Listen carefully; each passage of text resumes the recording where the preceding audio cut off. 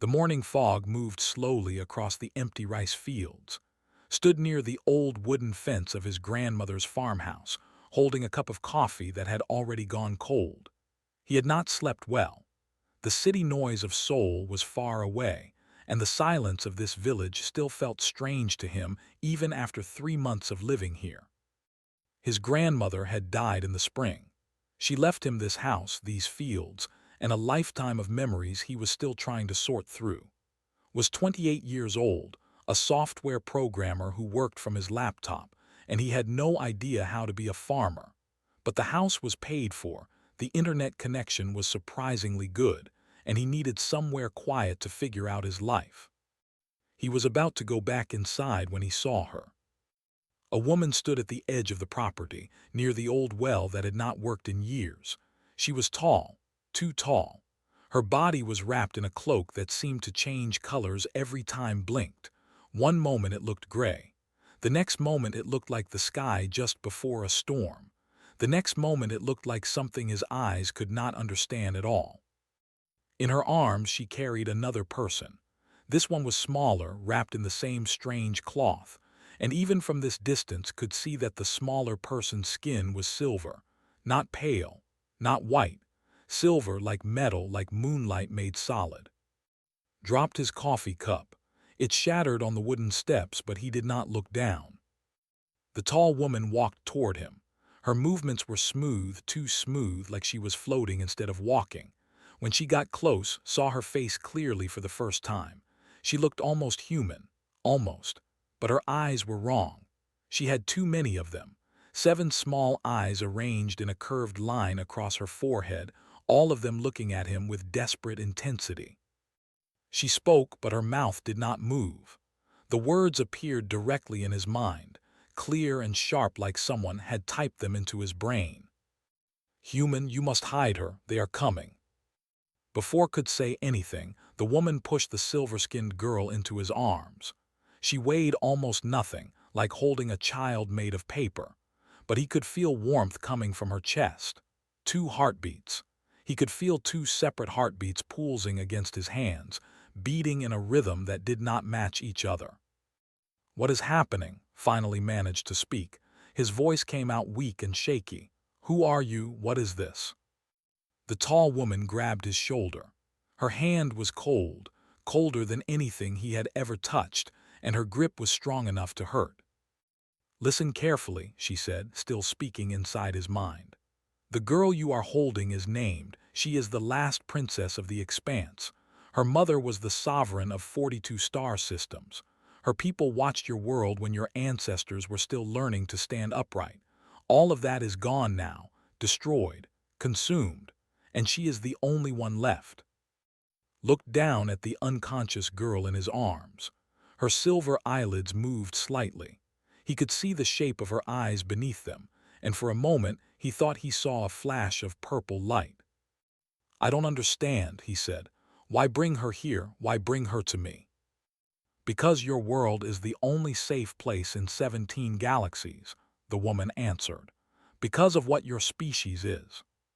What we are." The woman's many eyes blinked, not all at once but in a wave like dominoes falling. "There are creatures called the Harvesters. They are older than stars. They move between galaxies and consume everything that thinks, everything that feels, everything that has consciousness. They have destroyed 1,000 civilizations, 1,000,000 worlds. They cannot be fought. They cannot be stopped. They cannot be reasoned with." She paused and felt something like hope in her mental voice. "But they cannot find your world. They cannot sense your species.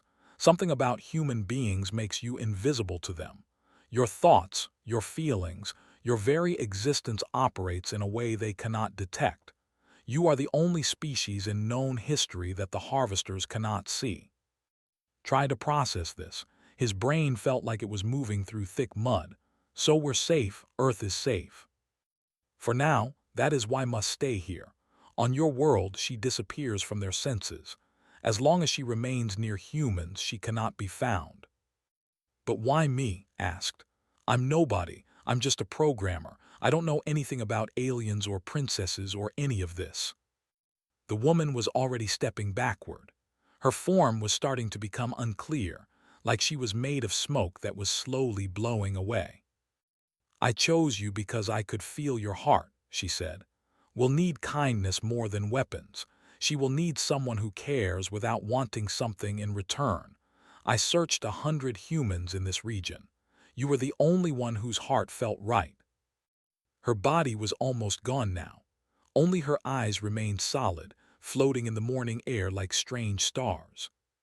"Wait," called out. "You can't just leave. I don't know what to do. How do I help her? What if she dies? What if—" "The harvesters will send others," the woman interrupted. Her voice was fatting, growing distant. "Seekers, beings that can see with eyes instead of sensing with minds. They will come looking. You have perhaps 3 cycles of your moon, maybe less. 3 months, that's all. Prepare her, prepare yourself. And whatever you do, human, do not let your governments find her. They will try to trade her for safety. The harvesters will promise to spare your world if you give them the princess. They will be lying. They always lie. They will take her and then they will find a way to consume you too." The last of her form disappeared. The final words echoed in his mind like the end of a sad song. "Her name is— the sovereign gave her own life to buy us time to escape. Do not let that sacrifice be meaningless, please." Then there was silence. Just standing in his dead grandmother's yard, holding an alien princess in his arms while the morning sun rose over the mountains. He stood there for a long time. His arms did not get tired because weighed so little. His mind raced in circles, trying to find an explanation, trying to convince himself this was a dream or a joke or a mental breakdown. But the girl in his arms was real. Her silver skin was real. Her double heartbeat was real. The weight of responsibility that had just crashed down on his shoulders was very, very real. Finally, turned and carried her inside. He laid her gently on the bed in the back room, the room his grandmother used to fill with dried vegetables and old photographs. He covered her with a blanket his grandmother had made by hand 40 years ago. Then he sat down on the floor beside the bed and put his head in his hands. He was not a hero. He was not a soldier. He was a 28-year-old man who had moved to the countryside because he was sad and lost and did not know what to do with his life. But somewhere out there in the darkness between stars, something horrible was hunting for the girl sleeping in his grandmother's bed. And somehow, for reasons he did not understand, he was the only thing standing between her and the end of everything. Took a deep breath, then he pulled out his phone and called his sister. He said when she answered, "I need you to come here, right now. And please don't ask questions until you get here, because you're not going to believe me anyway." Arrived 6 hours later. She had driven from Seoul without stopping, breaking several speed limits and ignoring 3 phone calls from her office. When she walked through the farmhouse door, her face was a mixture of worry and anger. "This better be important," she said. "I told my boss my brother was dying. If you're not dying, I'm going to kill you myself." Did not say anything. He just pointed toward the back room. Walked past him, pushed open the door, and stopped. She stood completely still for almost a full minute, watched her shoulders rise and fall as she breathed. When she finally turned around, her face had gone pale. "What the hell? I told you that you wouldn't believe me." Walked back to the kitchen table and sat down heavily. She was 31 years old, 3 years older than her brother, and she worked as a marketing analyst for a big company in Seoul. She was practical. She was logical. She did not believe in things she could not see and touch and measure. But she had just seen a girl with silver skin sleeping in her dead grandmother's bed. "Tell me everything," she said. So told her. He told her about the woman with too many eyes, about the words that appeared in his mind, about princesses and alien empires and creatures called harvesters that ate civilizations. He told her that humanity was somehow invisible to these monsters, that Earth was the only safe hiding place in the entire universe, that they had 3 months before things called seekers would come looking. When he finished, was quiet for a long time. Outside, birds were singing. The refrigerator hummed. Normal sounds from a world that had become very abnormal. "Okay," finally said. "Okay, let's say I believe you. What do we do now?" "I have no idea." "Great, wonderful. My brother has an alien princess in his house and no plan." Rubbed her eyes. "Why couldn't you just have a normal crisis? A gambling debt, a secret girlfriend, something I could actually help with?" Before could answer, a sound came from the back room. Something between a scream and the noise glass makes when it breaks. Both of them ran toward the door. Was sitting up in the bed.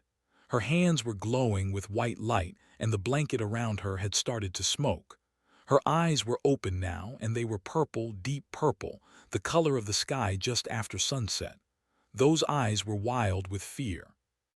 "Where is Counselor Myra?" she demanded.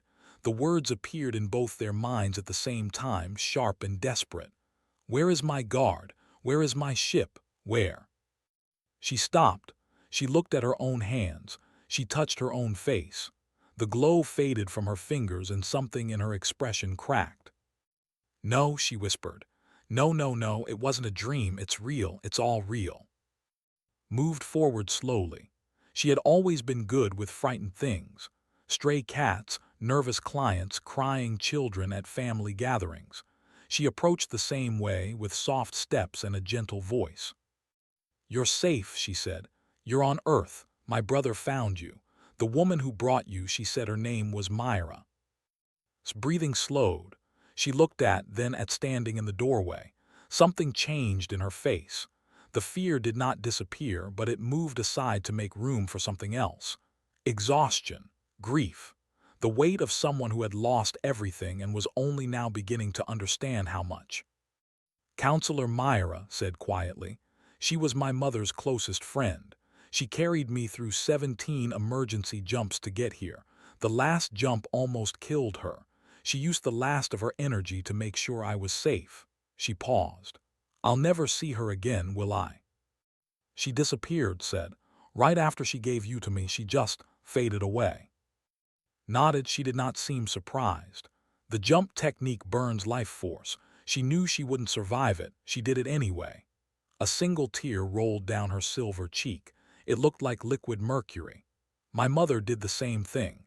She stayed behind to fight the harvesters so we could escape. The sovereign of 42 systems, and she bought us maybe 10 minutes of time with her own death." The room was silent. What could anyone say to that? Over the next 2 weeks, strength slowly returned. She could not leave the house because her silver skin would draw too much attention, but she could walk around the rooms, look out the windows, learn the strange details of human life. Took leave from her job, telling her boss that her brother's condition was serious. She wasn't lying, just not in the way her boss understood. Was curious about everything. The refrigerator amazed her. The concept of cooking food with fire seemed primitive but interesting. She spent 3 hours watching television one day, trying to understand why humans made up stories about things that never happened. "It's entertainment," explained. "We enjoy it. But it's not real. That's the point. We imagine things. We create worlds that don't exist." Looked at her with those purple eyes. "My people created perfect simulations of reality, every detail accurate, every outcome predicted by mathematics. We considered it the highest form of art." She turned back to the television where a drama was playing. "Your stories are full of mistakes, impossible coincidences, emotions that don't make logical sense." She paused. "I think I like them better." One evening, sat with on the back porch. The sun was setting, painting the sky in oranges and reds. Fireflies were starting to appear over the rice fields, blinking their small lights like stars that had fallen to earth. "Can I ask you something?" said. Nodded. "The woman who brought you, Myra, she said that humans are invisible to the harvesters, that they can't sense us, but she didn't explain why." Was quiet for a moment, watching the fireflies dance. "The harvesters feed on consciousness," she said finally. "On thinking, feeling minds. They can taste a civilization from across the galaxy. The more ordered a mind is, the more clear and logical and structured, the easier it is for them to find and consume. She looked at. Your species should be easy prey. You have billions of minds on one planet. You should light up like a star to their senses. But we don't. You don't, and we never understood why. She pulled her knees up to her chest, looking young and lost despite being, as had learned, over 300 years old by Earth counting. The best theory my people had was that human consciousness is too chaotic, too contradictory.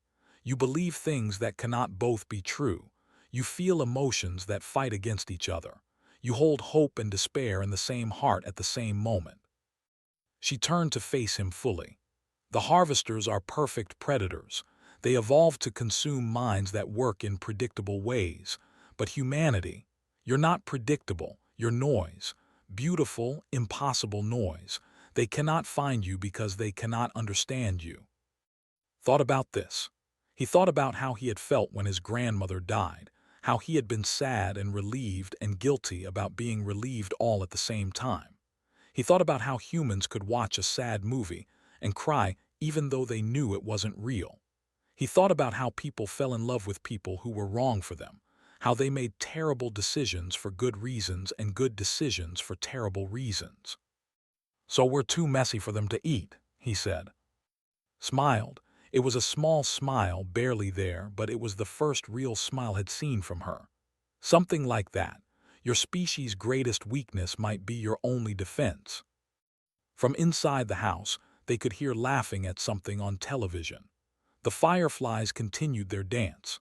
Somewhere very far away, across distances that human minds could barely imagine, something ancient and terrible was still hunting for the girl sitting beside him. But for this moment, in the dying light of a summer evening, everything was almost peaceful. "Thank you," said quietly. "For what?" "For not running away, for not turning me over to someone else, for sitting here with me and watching these small flying lights like it matters." She looked at him with those impossible purple eyes. "Counselor Myra said she chose you because of your heart. I think I understand what she meant now." Didn't know what to say. So he just sat there, watching the fireflies with her, while the last of the daylight faded and the stars came out one by one. He still had no idea what he was doing, but for the first time since that strange morning, he felt like maybe that was okay. Maybe not knowing what to do was the most human thing of all. The first seeker arrived on a Tuesday morning. Noticed him immediately. He had walked to the village market to buy vegetables because, despite being an alien princess, had developed a strong love for Korean radishes. The market was small, just a handful of old women selling produce from their farms, and everyone knew everyone. The stranger did not belong. He stood near the entrance, a man in a plain gray suit, watching the people come and go. He looked normal enough at first glance. Average height, average face. The kind of person you would forget 5 seconds after seeing them. But something was wrong, felt it before he understood it. The man's movements were too smooth. When he turned his head, it moved like a camera on a machine, not like a human neck. When he smiled at a passing child, the smile only affected his mouth. His eyes stayed flat and empty, like glass. Forced himself to keep walking. He bought his radishes. He chatted with the old woman who sold them, the same old woman who had known his grandmother for 60 years. He acted normal, but inside, his heart was pounding so hard he thought it might break through his chest. When he got back to the farmhouse, he told what he had seen. Her face went pale. Even her silver skin seemed to lose some of its shine. "A seeker," she said. "They're here already. That's faster than Counselor Myra predicted." "What exactly are they?" asked. She had been working on her laptop, trying to keep up with her job through video calls, but she closed it now. "Biological constructs," explained. "Not alive in the way you understand life. The harvesters cannot sense your world, so they create beings that can see with physical eyes and report back. Seekers look almost human because they were designed to blend in with dozens of different species. but they have no souls, no feelings. They are just watching machines wearing skin. How do we stop them? Asked. You don't. You can't fight them because they feel no pain and fear no death. If you kill one, the harvesters simply make another. Stood up and walked to the window, looking out at the peaceful countryside. The only option is to run. If we leave now, before he correlates his data. Run where? Interrupted. Where exactly do we go? You can't be seen in public. Your skin is silver. People would notice. There must be somewhere, a place with few people. Mountains maybe, or... And then what? We hide in a cave forever, shook her head. Running doesn't solve the problem, it just delays it. The room fell silent. Outside a bird was singing. The sound felt wrong, too cheerful for the moment. It was who spoke next. You said these seekers work on observation. They watch and report. They look for patterns. Nodded. Then we give them patterns, false ones. We create so much noise that they can't find the real signal. What do you mean? Was already pulling out her phone. I work in marketing. I know how attention works. I know how information spreads. And I know that humans are very, very good at making things confusing. She was scrolling through her contacts, typing messages, her fingers moving fast. I have friends. Those friends have friends. And those friends have social media accounts with thousands of followers. Over the next 3 days, something strange began to happen across South Korea. It started small. A blurry photo on social media of a silver woman seen at a bus station in. Then another sighting in. Then a video, clearly fake but entertaining, of someone in silver makeup running through a night market in Seoul. The idea spread the way ideas always spread among humans, fast and chaotic and completely out of control. A K-pop fan account created artwork of a space princess. A comedy show did a sketch about aliens living in Korea. Someone started a hashtag. Within a week, dressing up as the Silver Princess had become a minor trend. Silver face paint sold out in several stores. The seeker in the village did not know what to do. His sensors detected silver skin everywhere. His pattern recognition systems were overwhelmed. Every time he thought he had found the real target, it turned out to be a teenager making content for the internet or an old man pulling a prank on his. Watched it happen with amazement. I can't believe this is working. It won't work forever, said. She was sitting in the back room, staying away from windows. Seekers learn, they adapt, and the harvesters will send more of them. She was right. Within 2 weeks, 3 more seekers appeared in the region. They worked together, sharing information, eliminating false positives one by one. The net was tightening. And something else was happening too, something worse. Was getting weaker. It started small. She needed more sleep. Her silver skin developed small cracks like dried earth after a drought. Her double heartbeat, which had gotten used to feeling when he helped her walk, became uneven and strained. What's wrong? He asked one night, when he found her sitting alone in the dark, pressing her hands against her sides. The healing was never finished, she admitted. Counselor Myra used most of her remaining life force to bring me here. She didn't have enough left to complete my recovery. I need resonance to heal properly. Resonance. Energy from consciousness, from minds like mine. She looked up at him, and even in the darkness he could see the pain in her purple eyes. But there are no minds like mine left. My people are gone, all of them, every single one. Sat down beside her. He didn't know what to say. He was just a programmer. He didn't know anything about alien healing or consciousness resonance or any of this. What about human consciousness? He asked finally. You said we're different, chaotic, would that work? Shook her head. Human minds operate on completely different frequencies. The energy wouldn't be compatible. It would be like trying to charge a device with the wrong kind of electricity. It shouldn't work. It might even be dangerous. But you're dying anyway, aren't you? She didn't answer. She didn't have to. Then try, said. Use me, take whatever you need. You don't understand. If this goes wrong, I don't care. He reached out and took her hand. Her silver fingers were cold against his skin. Counselor Myra chose me because she felt my heart, so let me use it. Let me try. Looked at him for a long moment. Then slowly she placed her other hand against his chest, right over his heartbeat. The sensation was unlike anything had ever experienced. It felt like every emotion he had ever felt was being pulled out of him at once. He felt joy and sorrow and anger and peace. He felt the love he had for his grandmother, the grief when she died, the loneliness of the months after. He felt the first time he had ever been truly happy and the first time he had ever been truly sad. He felt childhood fears and adult hopes and the thousand small feelings that happened between waking and sleeping. And through all of it he felt her surprise, her confusion, her disbelief at what was happening. She pulled her hand away suddenly. She was breathing hard. Her eyes were wide. "That's impossible," she whispered. Felt dizzy but not weak. If anything, he felt strangely clear, like someone had cleaned a window he didn't know was dirty. "Did it work?" Touched her side where the cracks had been worst. The silver skin there was smooth now, healed. "It worked, it shouldn't have. The frequencies are completely wrong. Human consciousness is incompatible with healing, but it—" she shook her head. "There's more of it, so much more. You feel more in a single moment than my people felt in a lifetime. The chaos, the contradictions, it should have been poison, but instead it was." She searched for the word. Richer, deeper. Like the difference between a single note and an entire orchestra.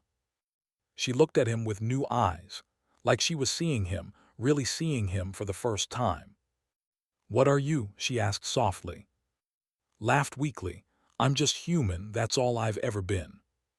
Outside, somewhere in the darkness, the seekers were still searching.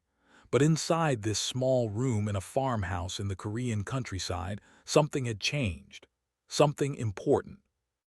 Humanity was not just invisible to the harvesters. Humanity was something else entirely. Something new. Something that even the last princess of an ancient alien empire did not fully understand. And that something might just be enough to change everything. The seekers like insects. 4 became 8. 8 became 16. They spread across the country like a disease, appearing in subway stations and office buildings, in coffee shops and schoolyards, always watching, always searching. And had left the farmhouse 2 weeks earlier. It was no longer safe. A seeker had been spotted in their village, asking questions about the quiet man who lived in the old house on the hill. They packed what they could carry and ran. Now they were hiding in a small apartment in Seoul, a place belonging to his college friend.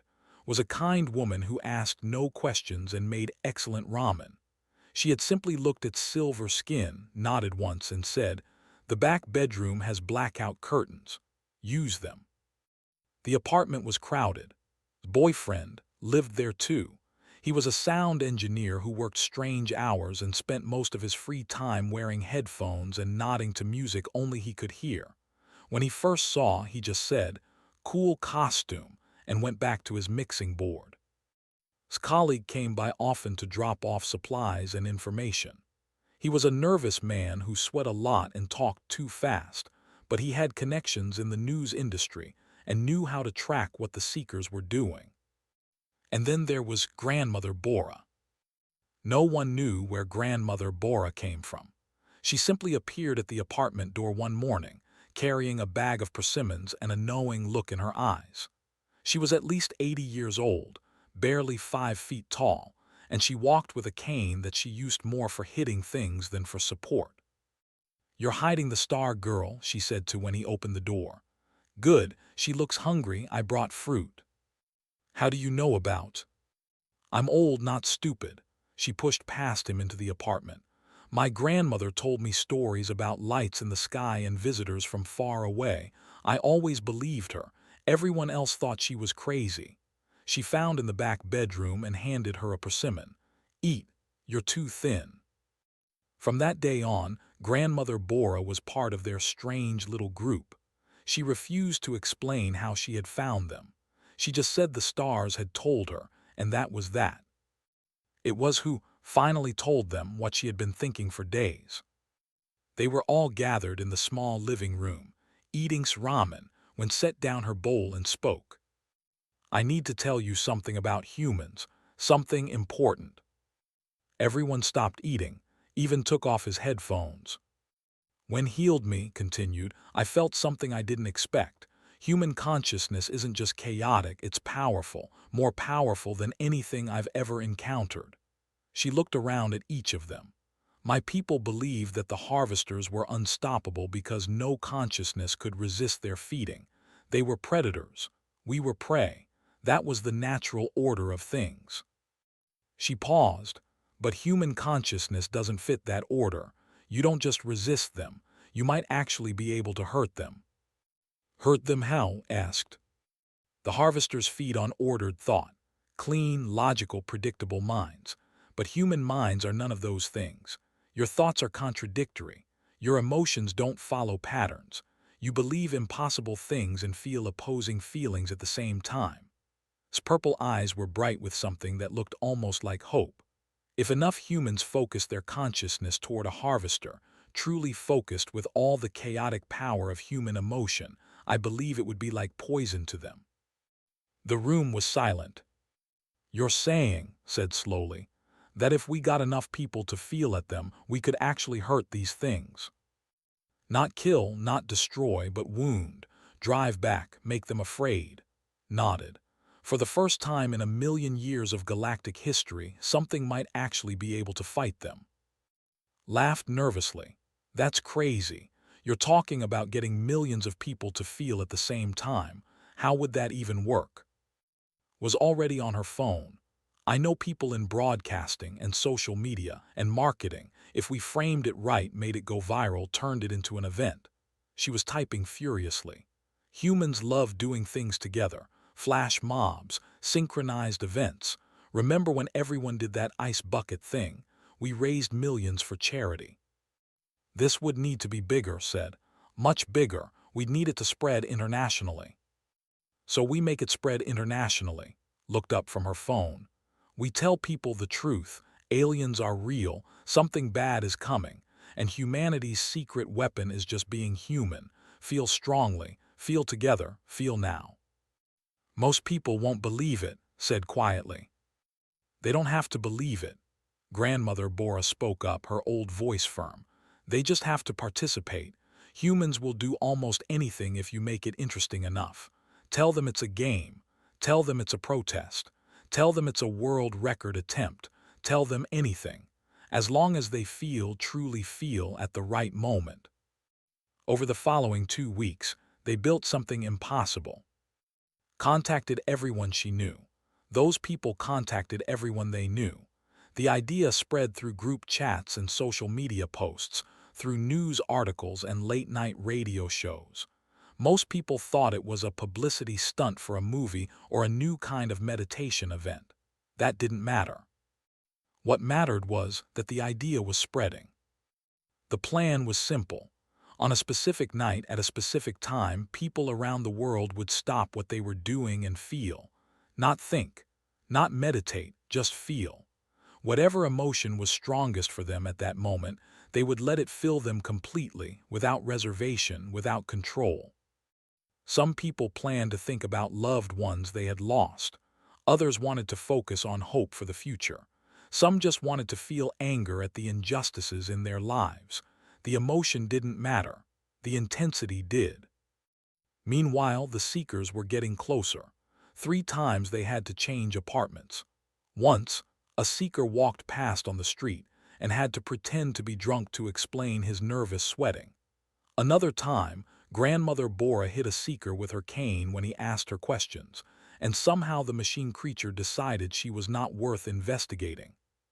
The night before the appointed time, called them together. "I need to tell you what will happen," she said. "When the human consciousness wave reaches its peak, the harvesters will notice. They won't be able to ignore it. And when they investigate, they'll find me. I'm the only signature on this planet. They'll come for me." "That's the plan, isn't it?" asked.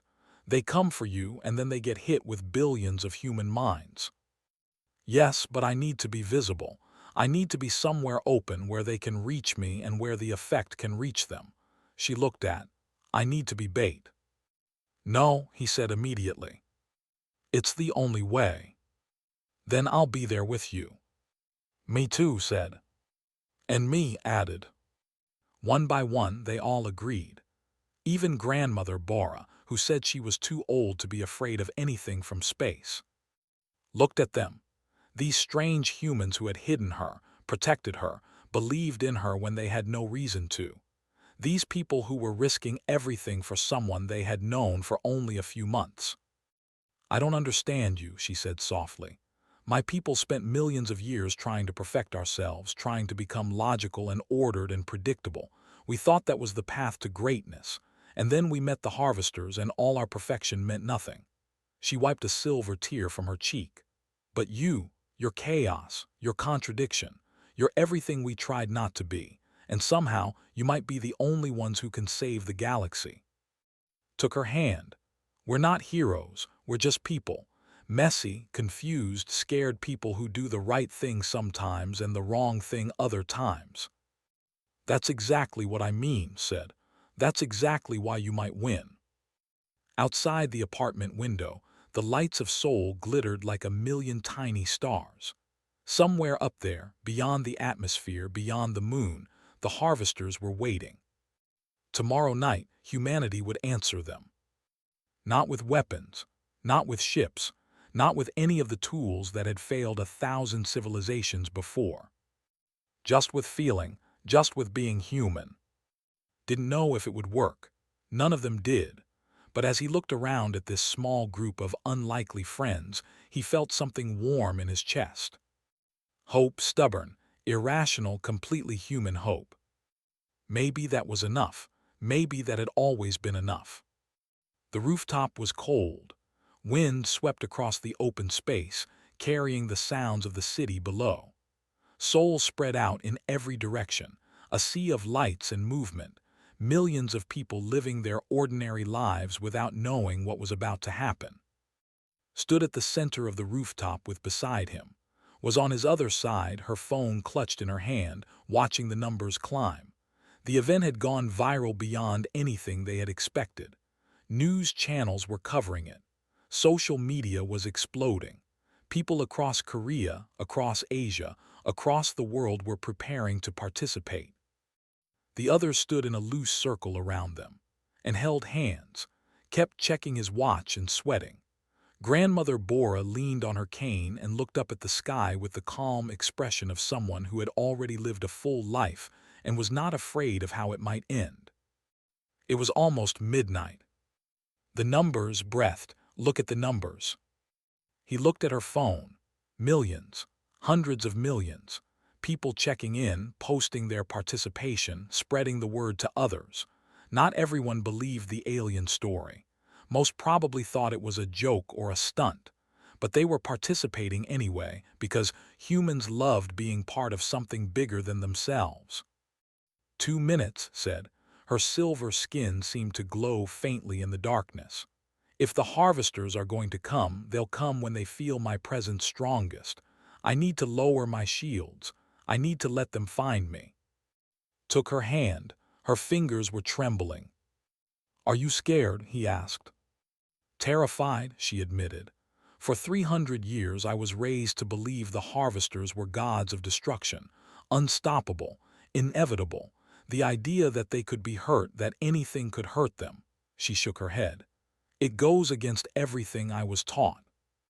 Good thing humans never learned any of that, said. We're stupid enough to think anything is possible. Despite everything, laughed. A small, broken sound, but real. Then midnight came. Across the world, billions of people felt. It wasn't organized. It wasn't synchronized. It was beautifully, chaotically human. A grandmother in Brazil thought about the she would never see grow up and felt a love so deep it brought tears to her eyes. A soldier in Germany remembered the friend he lost in combat and felt grief that he had buried for years. A child in Japan hugged her dog and felt pure, uncomplicated happiness. A man in Canada confronted his greatest fear and felt terror mixed with determination. Every emotion, every feeling, every shade of human experience. It rolled across the planet like a wave, building and growing, a billion different voices singing a billion different songs all at once. And the harvester noticed. It didn't arrive in a ship. It didn't come through the sky. One moment the air was empty, and the next moment it was there, a presence that pressed against reality itself. Felt it before he saw it, a wrongness that made his teeth ache and his eyes water. When he finally looked at it, his mind couldn't understand what it was seeing. The harvester was geometry. It was angles that shouldn't exist and shapes that hurt to perceive. It folded and unfolded itself in ways that made space seem like paper, and at its center was something that might have been an eye or might have been a mouth or might have been nothing at all. It was the most terrifying thing had ever seen. Stepped forward. Her silver skin was bright now, glowing like a small star. For the first time since he met her, she stood like a princess, like the daughter of a sovereign, like the last heir of a destroyed empire. "I am of the," she said, her voice ringing across the rooftop. "You destroyed my people, you consumed my home, and I stand here now to tell you that your time of unchallenged feeding is over." The harvester turned its attention toward her, felt its hunger, ancient and vast and completely without mercy. It reached for her with something that wasn't a hand, reaching across the impossible geometry of its body. And then the wave hit. It wasn't visible, it wasn't audible, but felt it, felt the moment when hundreds of millions of human minds, all feeling at full intensity, all chaotic and contradictory and impossibly alive, focused their attention on this moment. A grandmother's grief crashed into a child's joy. A soldier's pain tangled with a lover's passion. Fear and hope and anger and peace, all mixed together in a way that made no sense, that followed no pattern, that could never be predicted or understood. The harvester screamed. Not with sound, with reality. The geometry of its form cracked. The angles that shouldn't exist became even more impossible. It was a being that had evolved to consume ordered consciousness, that had fed on 1,000 civilizations of logical, predictable minds. And now it was drowning in chaos. Grab's hand with one of his own and with the other. Took's hand. The chain spread around the circle, and through it flowed everything they were. Their memories and their fears and their hopes and their loves. Grandmother Bora was thinking about her husband who died 40 years ago and still visited her in dreams. Was remembering the first song he ever wrote and the way it made him feel to create something from nothing. Was feeling the terror of this moment and the pride of being part of something that mattered. And was feeling everything. His grandmother's hands teaching him to plant seeds, his sister's voice teasing him through childhood. The moment he first saw and knew, somehow knew, that his life was about to change forever. All of it poured through the connection. All of it crashed into the harvester. The creature's form was collapsing now. The geometry that made it up was breaking apart. It wasn't dying, could sense that it couldn't die, but it was hurting. For the first time in its ancient existence, it was feeling pain. And it was afraid. The harvester fled. It didn't retreat with dignity or threaten revenge. It simply collapsed in on itself, folding away from reality, disappearing into whatever space it had come from. The wrongness in the air faded. The pressure on their minds lifted. Then it was gone, and they were standing on a rooftop in Seoul in the cold wind under the stars. Fell to her knees, knelt beside her immediately. "Are you hurt? Are you okay?" She looked up at him with wonder in her purple eyes. That's never happened before. In a million years of recorded history, nothing has ever hurt a harvester. Nothing has ever made one flee. "Will it come back?" asked. "Others will come. They'll want to understand what happened here, how your species could possibly hurt them." Was smiling now, a real smile, bright and full of something that looked like joy. "They'll study you. They'll try to find your weakness. And they'll fail, because your weakness is your strength. Your chaos is your power. You cannot be predicted, you cannot be controlled, and you cannot ever be made to stop feeling. Grandmother Bora shuffled forward and pressed a thermos of tea into his hands. Drink, you look terrible. Laughed, a real laugh clean and bright as bells. Is this what humans do? After facing cosmic horror, you offer tea. Tea helps, Grandmother Bora said firmly, with everything. The sun was starting to rise. Pink light spread across the eastern sky, painting Seoul in soft colors. Around the world, billions of people were waking up, going about their days, having no idea what they had accomplished in the night. Sat on the cold rooftop with his sister and his friends, and an alien princess, who was now holding a thermos of tea like it was the most precious thing in the universe. What happens now? He asked. Looked at him.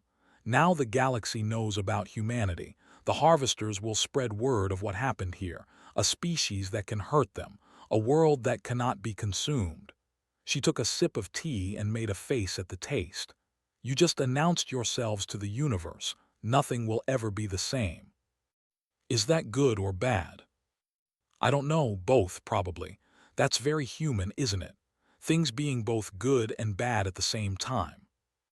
Laughed tiredly, you're learning. Thought about everything that had happened. About a strange woman handing him a wounded princess on a foggy morning. About a warning that had shattered his world.